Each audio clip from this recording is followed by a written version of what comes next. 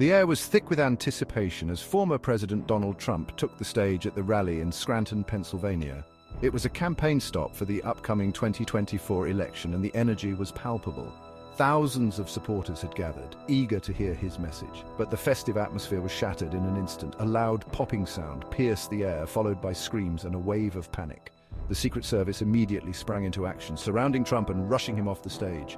Confusion reigned as people scrambled for safety, unsure of what had transpired. News spread quickly that shots had been fired. The crowd, moments ago energized and enthusiastic, was now gripped by fear and uncertainty. Initial reports were confusing and fragmented, but one fact soon became terrifyingly clear. An attempt had been made on the life of former President Donald Trump. The chaos of the situation was exacerbated by the lack of immediate information. As law enforcement officers secured the area and tended to the injured, the nation waited with bated breath for updates.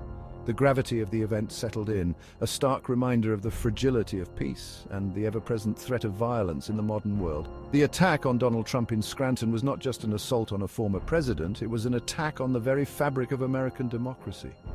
It served as a chilling reminder of the deep divisions that exist within the country and the potential for violence to erupt from these divisions.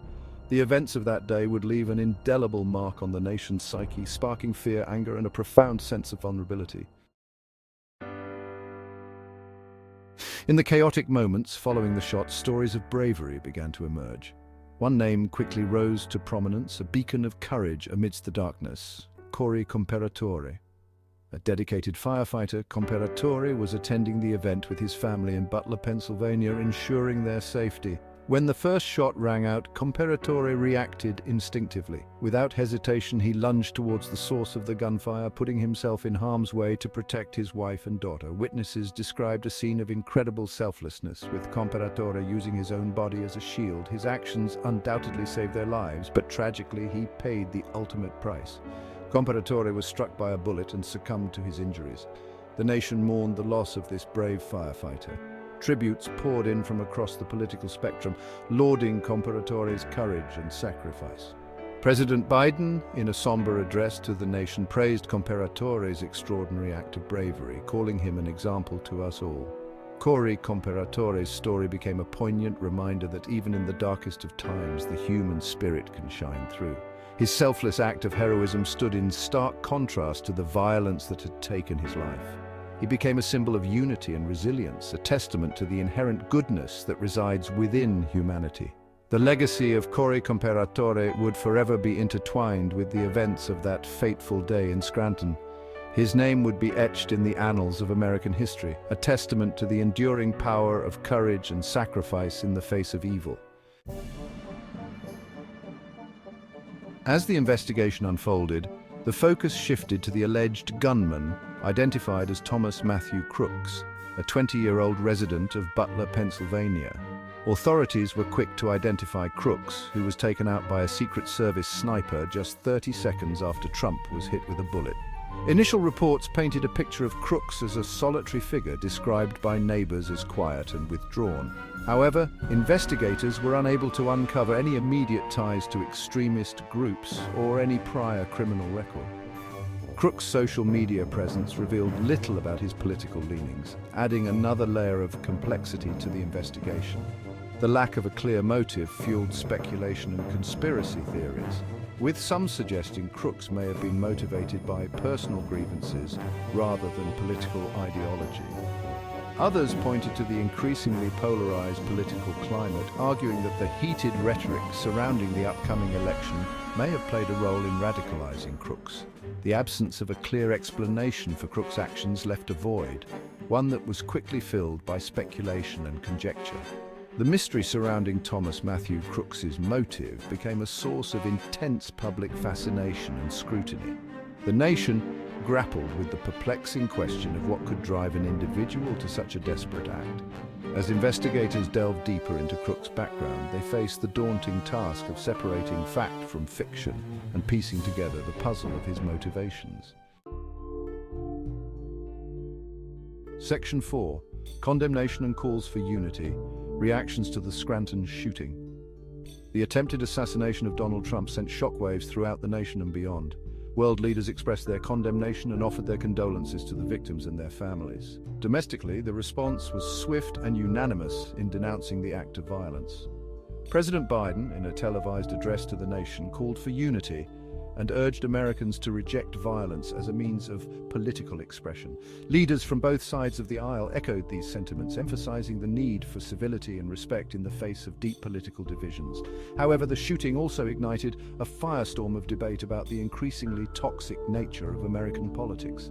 Some commentators argued that the relentless demonization of political opponents and the normalization of violent rhetoric had created a climate conducive to such acts of extremism. Others cautioned against attributing blame prematurely, emphasizing the need to await the findings of the ongoing investigation. In the wake of the shooting, there were calls for stricter gun control measures, with advocates arguing that easy access to firearms was a contributing factor to the prevalence of gun violence in the United States.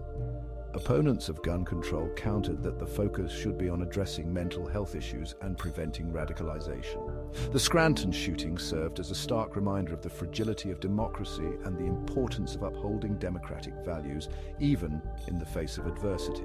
It sparked a national conversation about the need to address the root causes of political violence and to find ways to bridge the deep divides that threaten to tear the nation apart. Section 5. Unanswered questions. The FBI's ongoing investigation. In the aftermath of the assassination attempt, the FBI launched a full-scale investigation to determine the motive behind the shooting and any potential accomplices. The investigation extended beyond Scranton, encompassing Crook's online activities, travel history, and any potential connections to extremist groups. Forensic analysis of the weapon used in the shooting revealed that it was an M4 rifle taken from his father's safe unknowingly. Crooks then drove an hour away to Pennsylvania to shoot at Donald Trump's rally. Witnesses at the rally reported seeing Crooks on top of a building and tried to warn the cops about it. However, their warnings went unheeded. As days turned into a week, the investigation continued to unfold slowly, with no major breakthroughs. The FBI, determined to uncover the truth behind the attack, remained tight-lipped about the progress of their investigation, fueling further speculation and conspiracy theories. It was revealed that Matthew Crooks, the assassin, was neutralized by a Secret Service sniper 30 seconds after Trump was hit with a bullet. Crooks was dead. Speculation arose that someone might have been a mole, breaching Trump's Secret Service, which only served to deepen the sense of unease and uncertainty that had gripped the nation since that fateful day in Scranton. Section 6. Navigating Uncertainty. A nation grapples with the aftermath. The attempted assassination of Donald Trump left an indelible scar on the American psyche. It served as a stark reminder of the fragility of peace and the ever-present threat of violence. The nation grappled with a multitude of emotions: shock, fear, anger, and a profound sense of vulnerability. The shooting also ignited a fierce debate about the state of American democracy and the role of political rhetoric in inciting violence. Some argued that the increasingly polarized political climate, fueled by social media and partisan news outlets, had created a breeding ground for extremism. Others maintained that the focus should be on mental health and addressing the root causes of violence rather than assigning blame to political ideologies. In the wake of the attack, there were calls for increased security measures at political events and public gatherings, reflecting a heightened sense of anxiety and a growing concern about the potential for copycat attacks. The shooting also sparked a renewed conversation about gun control, with advocates for stricter gun laws arguing that the easy availability of firearms in the United States contributed to the country's high rate of gun violence. Opponents of gun control countered that the focus should be on enforcing existing laws and addressing mental health issues. The attempted assassination of Donald Trump was a watershed moment for the United States. It forced the nation to confront uncomfortable truths about its own divisions and vulnerabilities. The road to healing and reconciliation would be long and arduous, but it was a journey that the nation had to undertake in order to safeguard its democracy and preserve its values.